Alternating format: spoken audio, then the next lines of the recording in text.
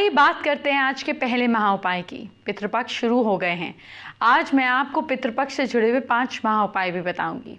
तो सबसे पहले आज का पहला महा उपाय। सवाल क्या है, ध्यान से सुनिए। क्या आपकी कुंडली में पितृदोष है?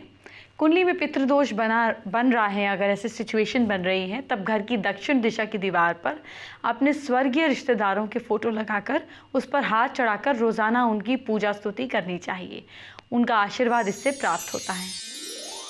श्राद्ध शुरू हो गए हैं और श्राद्ध कब करना चाहिए ये तो मैंने आपको बता दिया, लेकिन कैसे करना चाहिए ये तो अभी जानना ज़रूरी है। अगर ये जाना तो फिर ही आपको फ़ायदा होगा ना।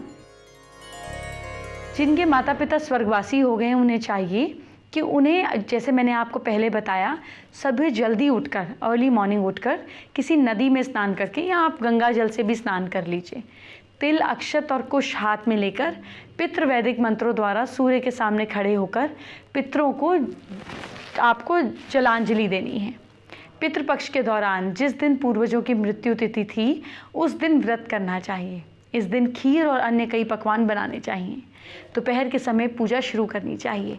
अग्नि कुंड में अग्नि जलाकर या उपला जलाकर हवन करना चाहिए। इसके बाद योग्य पुरोहित की सहायता से मंत्रोच्चारण करने चाहिए। पूजा के बाद जल से तर्पण करना चाहिए। इसके बाद गाय, ब्लैक डॉग, कौवे को निवाला निकाल कर देना चाहिए। इन्हें भोजन देते समय अपने पितरों का ध्यान रखना चाहिए और मनी मन उनसे निवेदन करना चाहिए कि आप आएं और ये श्राद्ध ग्रहण करें। गाय में देवताओं का वास माना गया है, इसीलिए गाय का महत्व है। डॉग और कौवे पितरों के वाहन हैं, इसीलिए उनका भी अहम स्थान है। पशुओं को भोजन देने के बाद तिल, जौ, कुशा, तुलसी के पत्ते, मिठाई और अन्य पकवान ज़रूरतमंदों को परोसें और उन्हें भोजन कराना चाहिए। भोजन कराने के बाद दान भी दिया जाना चाहिए। अगर आप ये विधि ठीक से कर लिए तो फिर आपके पितरों को शांति ज़रूर मिलेगी। श्राद्ध में कौवे का बहुत महत्व है। ये मान्यता है कि अगर कौवे भोजन ग्रहण ना करें, इसका मतलब ये कि उनकी कोई इच्छा अधूरी रह गई है और ग्रहण कर ले तो इच्छा पूरी हो गई है। आइए आपको इस बारे में बताती हूँ। श्राद्ध पक्ष में कौवों को आमंत्रित कर उन्हें श्राद्ध का भोजन खिलाया जाता है। इसका एक कारण ये भी है कि हिंदू पुराणों ने कौवे को देवपुत्र माना है। ये एक कथा है। इंद्र के पुत्र जयंत ने ही सबसे पहले कौवे का रूप धारण किया था। त्रेता युग की घटना कुछ इस प्रकार है कि जयंत ने कौवे का रूप धरकर माता सीता को घायल कर दिया था। तब भगवान श्री राम ने तिनके से ब्रह्मास्त्र चलाकर जयंत की आंख को क्षतिग्रस्त कर दिया था। जयंत ने क्षमा मांगी, तब राम जी ने उसे वरदान दिया कि तुम्हें अर्पित किया गया भोजन पितरों को मिलेगा। बस तभी से श्राद्ध में कौवों को भोजन कराने की परंपरा चल पड़ी। मान्यता तो आपने जान ली, चलिए अब आपको कौवे से जुड़े उपाय भी बताती हूँ, बहुत मदद करेंगे।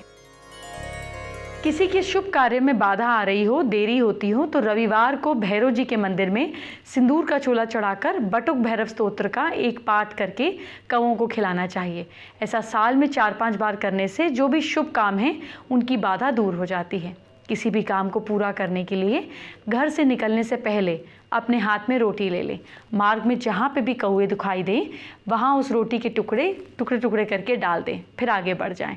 इससे सफलता प्राप्त होती है। शो में आगे बढ़े उससे पहले पितृपक्ष से जुड़ा हुआ आज का दूसरा महा उपाय जान लीजिए। पितृपक्ष की शांति या पितृदोष की शांति कराना चाहते हैं, शाम के समय आपको दीपक जलाना है और नाग स्तोत्र, महामृत्युंजय मंत्र या रुद्र सूक्त का या पितृ स्तोत्र का या नवग्रह स्तोत्र का पाठ करें। इससे भी पितृदोष की शांति होती है। श्राद्ध कब करना है, कैसे करना है, ये तो आपने जान लिया।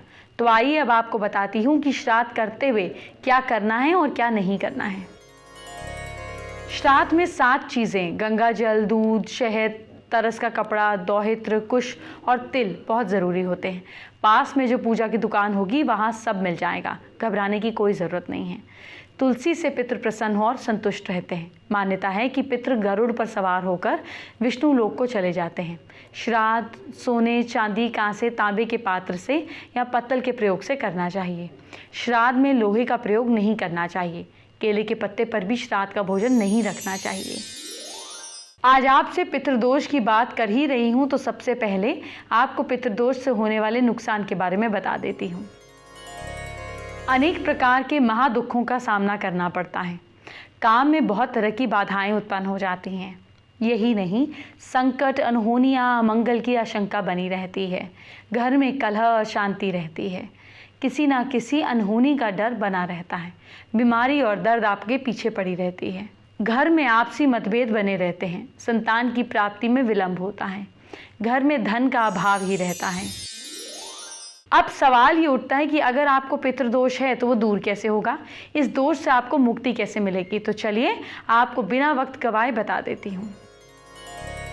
पितृ तर्पण से मुक्ति के लिए पितृपक्ष में पितरों का स्मरण बहुत ही शुभ फल देता है।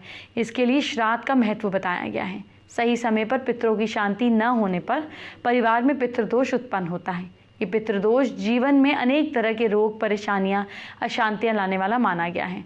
अगर आप भी जीवन में तन, मन या आर्थिक परेशानियों से जूझ रहे हैं तो पितृदोष के संकेत हो सकते हैं, जिसके लिए पितृपक्ष या अमावस्या जैसी तिथियों पर श्राद्ध, कर्म, तर्पण अचूक उपाय हैं। एक उपाय नोट कीजिए, वो है पीपल या वट की पूजा। पितरों को भगवान विष्णु का रूप भी बताया गया है। भगवान विष्णु का ही एक स्वरूप पीपल भी है। इसीलिए आपको सरल उपाय बता रही हूँ कि श्राद्ध पक्ष में पीपल की पूजा करें। श्राद्ध पक्ष में पीपल वृक्ष की गंध, अक्षत, तिल, फूल चढ़ाकर पूजा करें। दूध या दूध मिला जल चढ़ाकर पीपल के नीचे एक गाय की घी का दीप जलाएं। दूध से बनी खीर का भोग लगाएं। दीप जलाकर पीपल के नीचे साफ जगह पर कुश के आसन पर बैठकर पितरों को एक मंत्र पढ़कर याद करना है, जो बताने जा रही हूँ। चंदन की माला से इस मंत्र का 1, 3 या 5 माला का जाप करके विष्णु आरती करें। मंत्र है ओम ऐं पितृदोष शमनम ह्रीं ओम स्वधा। आरती करके पीपल की पूजा करके जल घर में आकर छिड़कें और प्रसाद घर और परिवार के सदस्यों को खिलाएं। अब आपको आज का तीसरा महा उपाय क्या है ये बताने का वक्त हो गया है। पितृदोष के प्रभाव से परेशान हैं तो ऐसे में मंडे मॉर्निंग नहाकर नंगे पैर शिव मंदिर जाकर आग के 21 फूल, कच्ची लस्सी, बिलपत्र के साथ शिव जी की पूजा करें। 21 सोमवार ऐसा करने से पितृदोष का प्रभाव कम होता है। कल मैंने आपको श्राद्ध से जुड़े कुछ सवालों के जवाब दिए थे। आपका हर कन्फ्यूजन दूर हो जाएगा। मेरे दर्शकों ने कुछ और सवाल किए हैं, उनके जवाब भी दे रही हूँ। आपको श्राद्ध से जुड़े हर सवाल का जवाब मिल जाएगा। आज का पहला सवाल है कि श्राद्ध का भोजन कैसा होना चाहिए। जौ, मटर और सरसों का इस्तेमाल कर सकते हैं। ज़्यादा पकवान पितरों की पसंद के होने चाहिए। गंगाजल, दूध, शहद, कुश और तिल सबसे ज़्यादा ज़रूरी हैं। तिल ज़्यादा होने से उसका फल अक्षय होता है। तिल पिशाचों से श्राद्ध की रक्षा करते हैं। अब आप जानना चाहेंगे कि श्राद्ध के भोजन में क्या ना पकाएं।